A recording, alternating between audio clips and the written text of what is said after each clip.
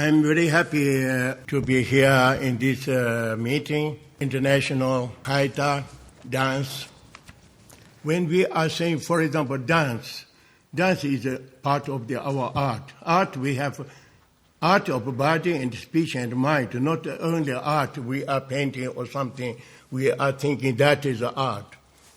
So it is very important for international level. So for that reason we are supporting. Tibet is a country for centuries and centuries isolated, but isolated also with their culture, knowledge. And we are presenting now how is we qualified our dances. Exactly, there is 60 people, for example, in this time we qualified. So this is not only we are supporting Tibetans, also for supporting our citizens.